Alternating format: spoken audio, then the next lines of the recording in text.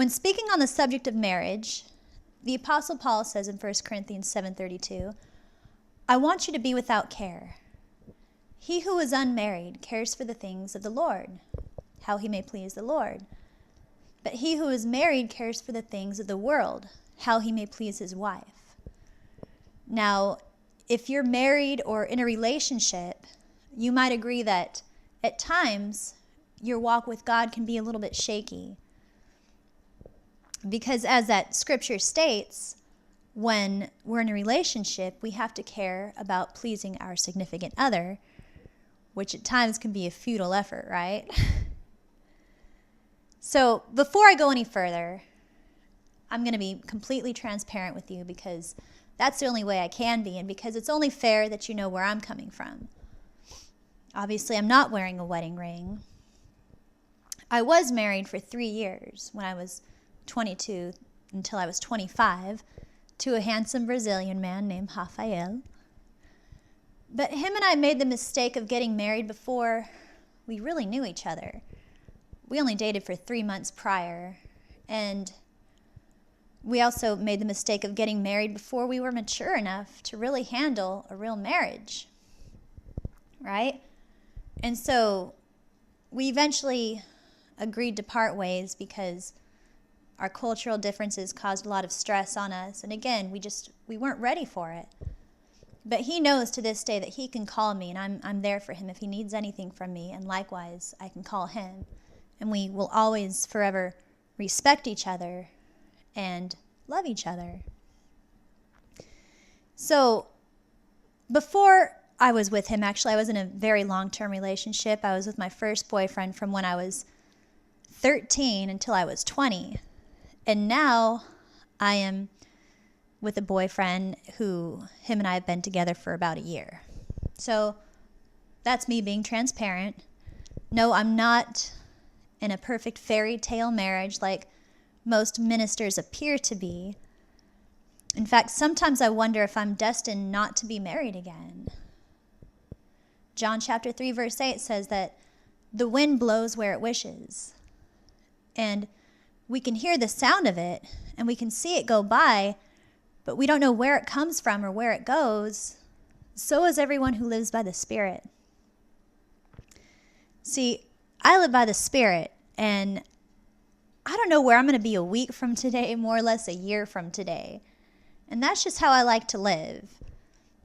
I like to go wherever the wind takes me. And my current boyfriend, Siddhartha, is cool with that because he loves me the way I am and because he respects what I do. And that's the most important question you must ask yourself when you're dating and looking to get into a serious relationship is, does this person love me the way I am, and do they respect what I do? Actually, you know what? Scratch that. Forget I just said that. The most important question you must ask yourself when you're dating and looking to get into a serious relationship is, do I love who I am, and do I respect what I do? You see, because there's an unchangeable law of nature that states that like attracts like. So if you don't love who you are and you don't respect what you do, you're going to undoubtedly attract someone who doesn't love who they are and doesn't respect what they do. And together you're going to be a pretty useless couple. Kind of like the blind leading the blind. Benjamin Franklin made mention of a great quote in his autobiography, which is, by the way, one of the best books I've ever read. I suggest reading it. Anyhow, he said, "It's hard for an empty sack to stand up straight."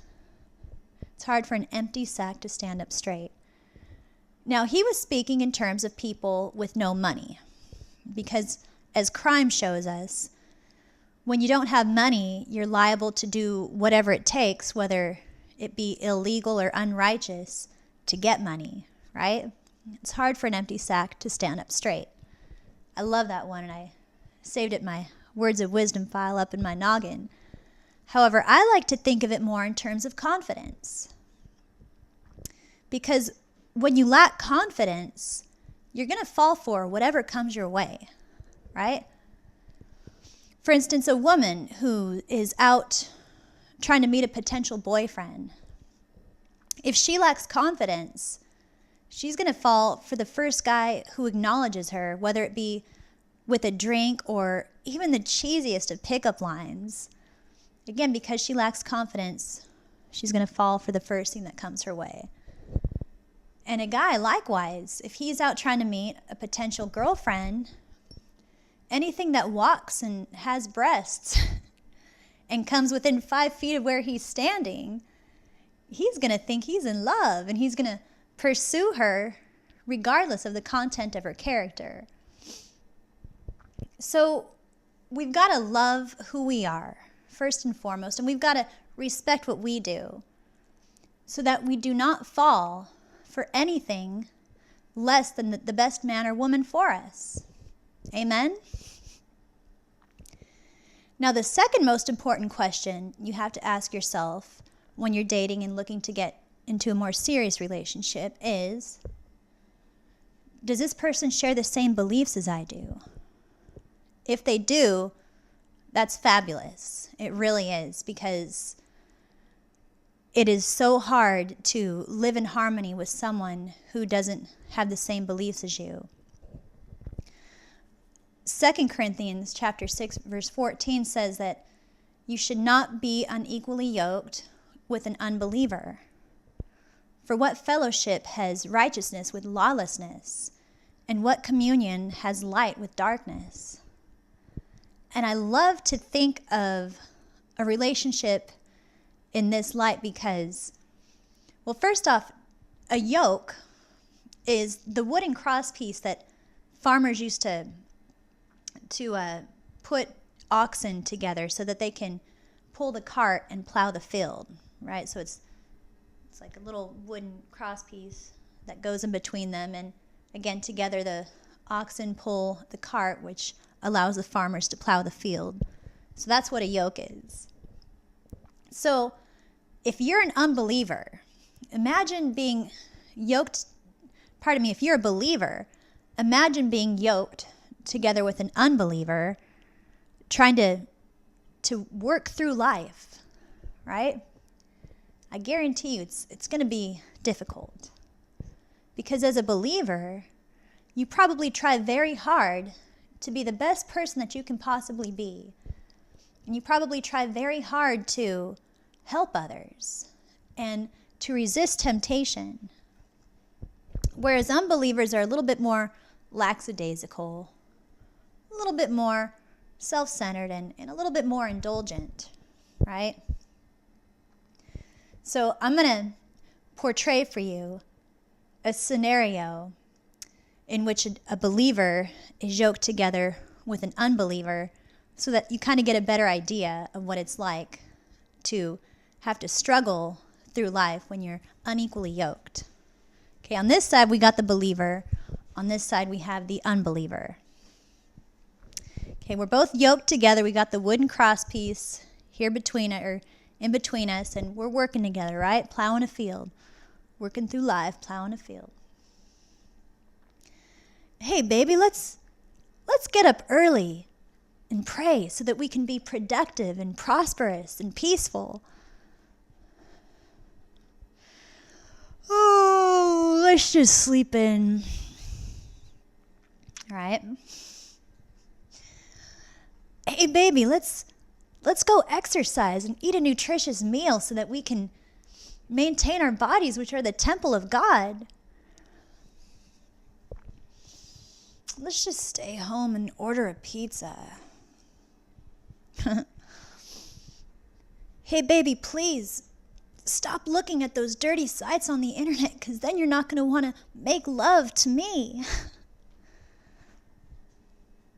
Hold on, baby, just give me 10 more minutes. Pretty soon, the only temptation that you're going to have to resist is a temptation not to smack some sense into them. Forgive me for saying that, but I've been there. It's very frustrating.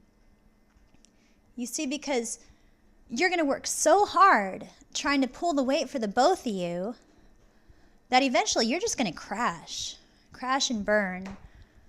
But I guarantee you that a lot of SHIT would have already hit the fan in an efforts of trying to get them to share your same beliefs and to work hard like you do. And it by then would have mangled the relationship anyway. So if you're a believer and you're yoked together, or you're in a relationship with an unbeliever right now, you might want to kindly excuse yourself from that relationship before it gets ugly. Like I say, I've been there. It will get ugly if you let it. There's a small possibility that you can make them change their way of thinking. It's possible, not so probable. As the saying goes, you can lead a horse to water, but you can't make him drink. But if you are living righteously and you're doing your best to just do good, and he sees that or she sees that, they might be admirable of your way of living and want to mimic it. But all the words that you say, you can say and do everything to try to make them change, but the only thing that really is going to make them change is if they are admirable of your way of living. So again, if you are a believer in a relationship with an unbeliever, there's a small chance of helping them to change, but it's difficult, and the only way you can do it is through your actions. If you are still single, looking to get into a relationship, I definitely recommend finding someone who shares your same beliefs. Trust me, it'll save you a world of grief.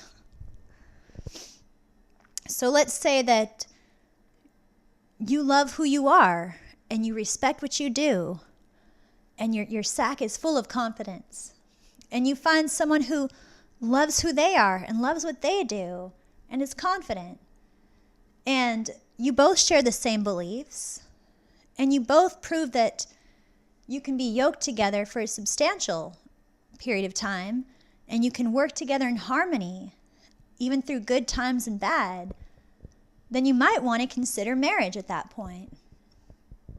Now, not being married, I'm not the best person to give marital advice, but I will say that